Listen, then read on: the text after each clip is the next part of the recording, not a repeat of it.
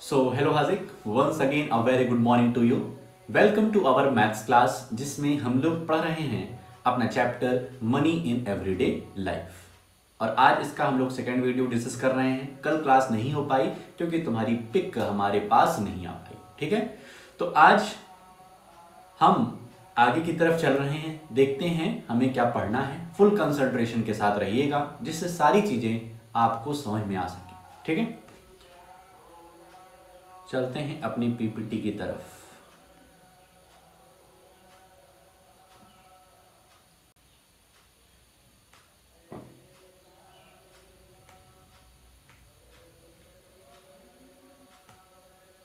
Chapter number 10, money in everyday life. तो first video में हम लोगों ने दो टॉपिक कवर किया था, एक वार्म अप था, एक ऑपरेशंस ऑन मनी था।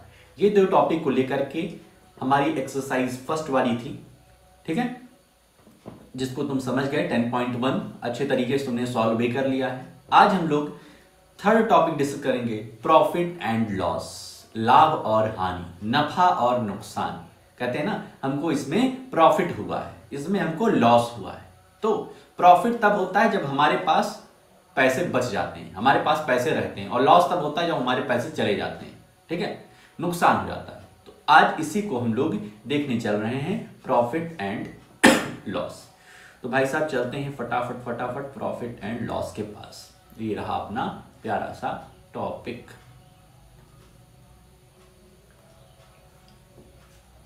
ठीक है, तो प्रॉफिट एंड लॉस क्या चीजें हैं भाई। तो देखो, पहला पॉइंट जो आ रहा है वो लिखा है कॉस्ट प्राइस। कॉस्ट प्राइस बहुत ध्यान से भाई साहब देखना है। The price at which something is bought is called the cost price. मतलब जिस प्राइस पर तुम कोई सामान खरीद रहे हो वो उसकी कॉस्ट प्राइस है।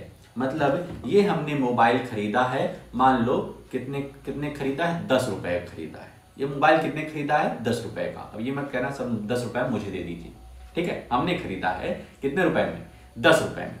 तो इसकी कॉस्ट प्राइस क्या है, 10 रुपए। कॉस्ट प्राइस, जितने में कोई सामान खरीदो, जितने में कोई सामान तुम खरीद रहे हो वो है कॉस्ट प्राइस, और उसको प्यार से हम लोग कहते हैं सीपी, C.P. सीपी, ठीक है। इतनी बात क्लियर हुई, कॉस्ट प्राइस क्लियर हुआ कि जिस प्राइस पर तुम कोई सामान खरीद रहे हो वो उसकी कॉस्ट प्राइस हो गई। दूसरा पॉइंट क्या है, selling price. The price at which something is sold is called the selling price. तुम जिस प्राइस में कोई सामान बेच रहे हो, कोई सामान बेच रहे हो, वो उसकी सेलिंग प्राइस हुई। जैसे ये मोबाइल है, ये हम एक पर्सन को दे दिए कितने रुपए में, 20 रुपए में, ठीक है। 20 रुपए में ये मोबाइल हमने उसको दे दिया। तो इस मोबाइल की सेलिंग प्राइस, इस मोबाइल की सेलिंग प्राइस कितनी हो गई, 20 रुपया। तो समझ रहे हो, कॉस्ट प्राइस जितने में सामान खरीदा जाए, सेलिंग प्राइस जितने में सामान बेचा जाए, ठीक है। और इसको प्यार से हम लोग लिख देते हैं एसपी, सेलिंग प्राइस, ठीक है। कॉस्ट प्राइस, सेलिंग प्राइस अगर क्लियर हो जाएगा तो प्रॉफिट एंड लॉस बहुत ही आसान है, ठीक है। कॉस्ट प्राइस जितने, जिस रुपए में, जिस प्राइस में तुम सामान को खरीदो, अपने पास ले आओ, वो है कॉस्ट प्राइस।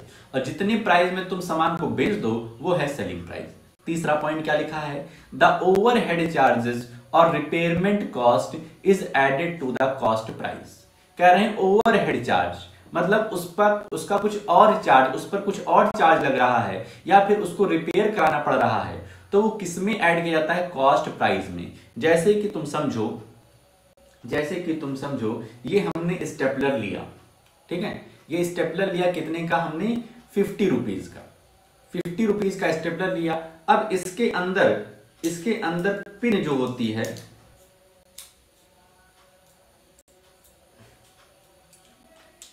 अब इसके अंदर जो पिन होती है वो इसमें नहीं रहती है।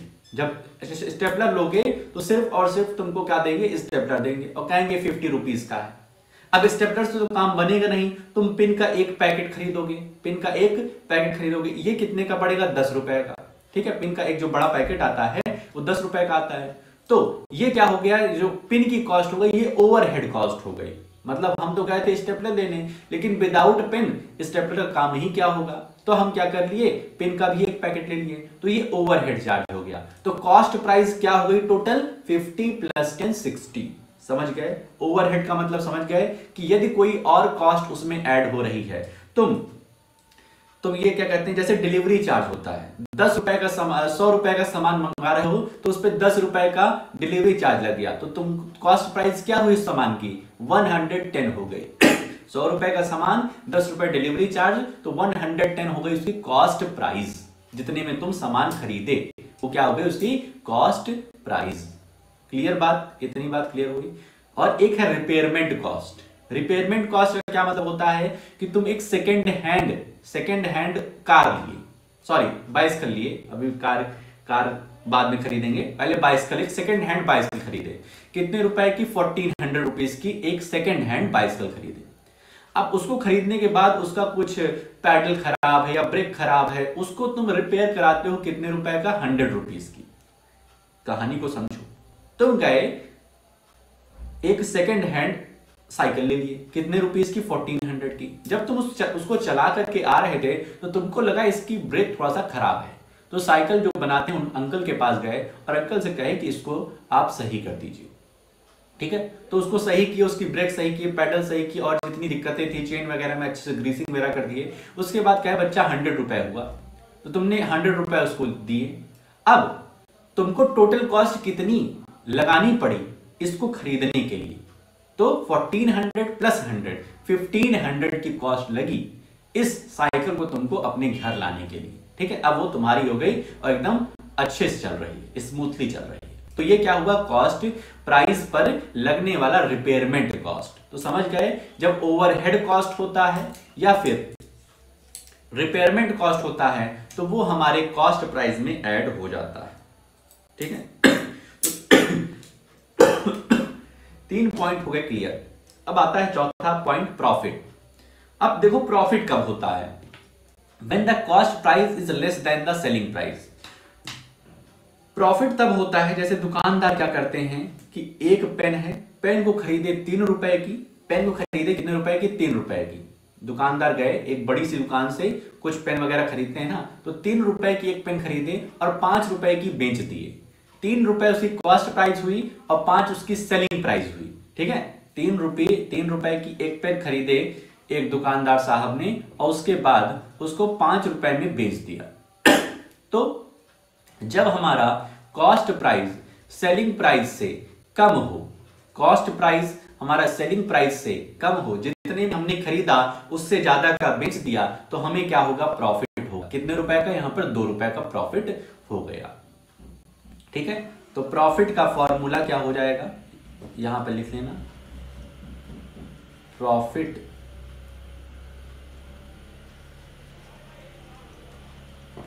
Is equal to selling price minus cost price.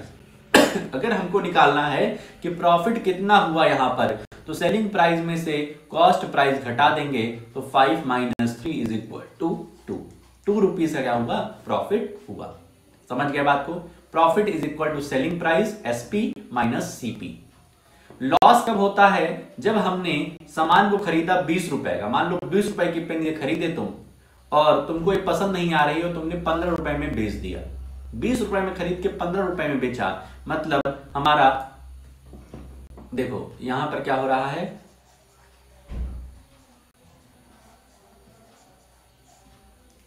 Cost price कितने में हमने खरीदा, तो 20 रुपए में कर, और सेल कितने में किया, सेलिंग प्राइस कितना है 15। तो इस बार हमारी कॉस्ट प्राइस ज्यादा हो गई। जब कॉस्ट प्राइस ज्यादा हो जाती है तब हमें लॉस होता है। ठीक है, तो लॉस का क्या फॉर्मूला बन जाएगा, यहां पे लिख लेते हैं, लॉस का फॉर्मूला बन जाएगा CP minus SP, CP minus SP. ठीक है, तो ये फॉर्मूला याद रखना। ठीक है, profit is equal to SP minus CP, selling price minus cost price, और लॉस का फॉर्मूला है cost price minus selling price. यहां पर कितने लॉस हुआ, तो लॉस का फॉर्मूला क्या है, CP minus SP, B20 - 15 is equal to 5 rupees का क्या हुआ, हमें लॉस हुआ।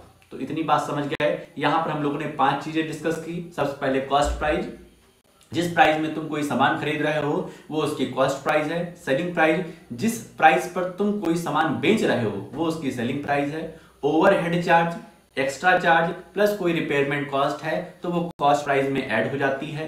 प्रॉफिट क्या होता है? जब हमारा कॉस्ट प्राइस सेलिंग प्राइस से कम हो, मतलब जितने में हमने सामान खरीदा उससे ज्यादा का बेच दिया तो हमें प्रॉफिट होगा, लेकिन हमने जितने का सामान खरीदा उससे कम में उस सामान को बेचा है तो हमें लॉस होगा। और फॉर्मूला यही है, लॉस इज इक्वल टू इसमें cost price minus selling price और प्रॉफिट में selling price minus cost price. अब इन्हीं जितनी बात तुमको हम समझाए हैं इसी पर बेस्ड हमारे कुछ एग्जाम्पल हैं और उसके बाद एक्सरसाइज में क्वेश्चन हैं तो उन्हें करने हैं, तो बहुत ध्यान से एग्जाम्पल्स देखते हैं हम लोग। Surjeet runs a furniture shop. Surjeet क्या करते हैं? एक फर्नीचर की दुकान को चलाते हैं। He buys and sells sofa sets. ये क्या करते हैं? सोफा सेट को खरीदते और बेचते हैं। He buys a sofa for ₹4000। कितने का सोफा खरीदे हैं? 4000 का। तो यहां पे क्या लिखेंगे? Cost price of sofa. Cost price of sofa is equal to ₹40,000। ठीक है। And few days later sells it for 5000। Sells it for 5000। 5000 का, यार 40,000 नहीं 4000 है, ठीक है, ₹4000। और लेटर सेल्स इट फॉर 5000 और फिर वो क्या करते हैं? सेल कर देते हैं। तो selling price of sofa is equal to ₹5000। ठीक है। 4000 रुपए का खरीदे सुरजीत भाई साहब, 4000 रुपए का सोफा खरीदे और 5000 में बेच दिया। ठीक है, 5000 में बेच दिया। अब तुम बताओ, 4000 में खरीद करके किसी को 5000 में बेचोगे तो प्रॉफिट तुमको हुआ ना, सामने वाले तो लॉस हुआ है लेकिन प्रॉफिट तुमको हुआ है। तो हम यहां क्या लिखेंगे? Therefore Surjeet gains profit. Profit और कितने का हुआ है? तो प्रॉफिट का फॉर्मूला क्या होता है? Profit is equal to selling price minus cost price. Selling price minus cost price. Formula भी याद करने की जरूरत नहीं है, ऐसे ही तुमको पता चल जाएगा। प्रॉफिट में क्या बड़ा होता है? प्रॉफिट में भाई जितने का हम बेचेंगे वो ज्यादा बड़ा होता है, तो जो बड़ा होगा उसको पहले लिखेंगे। तो 5000 माइनस 4000 इज इक्वल टू ₹1000। तो सुरजीत भाई को 1000 रुपए का फायदा हुआ है, प्रॉफिट हुआ है। ठीक है, तो इस तरीके से हो जाएगा। एग्जाम्पल नंबर 2 में आते हैं। Mister Sharma bot an old house for ₹12,26,000।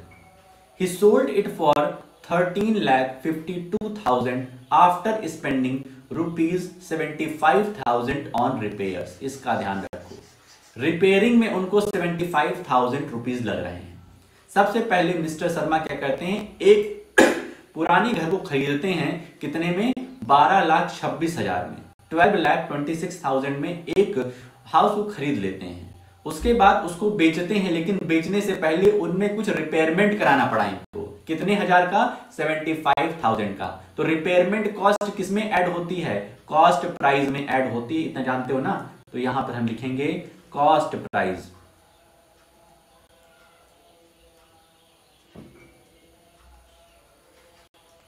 Cost price of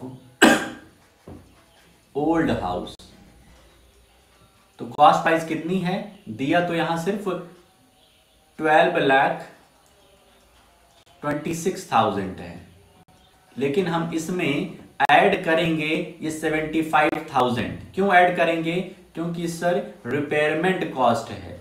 ठीक है, ये कॉस्ट तो उनके जेब से गई, खरीदने में हम खरीद रहे हैं ओल्ड हाउस को, तो 12,26,000 तो घर पड़ा, प्लस 75,000 का उसमें रिपेयरमेंट कराना पड़ा। उसको पोताई वोताई करानी पड़ी, पेंटिंग करानी पड़ी, प्लस हो सकता है कुछ फर्नीचर वगैरह ऐड किए हों, तो 75,000 का उनका और बिल बना। तो टोटल हमारी जो कॉस्ट प्राइस हो गई वो कितने की हो गई, इनको ऐड करोगे तो आ जाएगा 0 0 0 6 5 11 6 5 11 1 7 2 9 1 10 0 कैरी 1 2 1 3 13 लाख 13 लाख 1,000 रुपीज इनकी क्या पड़ी, कॉस्ट प्राइस पड़ी। कॉस्ट प्राइस इनकी इतनी पड़ी, ठीक है। अब सेलिंग प्राइस कितनी है, समझ में आ नहीं हाजिर भाई। Selling price of old house is equal to ₹13,52,000, ठीक है। अब कॉस्ट प्राइस हमारे ओल्ड हाउस की 13,01,000 है और बेंच कितने में रहे, 13,52,000, ठीक है। यहां पर साफ साफ दिख रहा है कि ज्यादा का बेंच दिया इन्होंने, तो प्रॉफिट हो गया इनको, मिस्टर शर्मा को प्रॉफिट हो गया है। Therefore profit is equal to, profit का फॉर्मूला क्या है, SP minus CP. SP minus CP मतलब selling price minus cost price.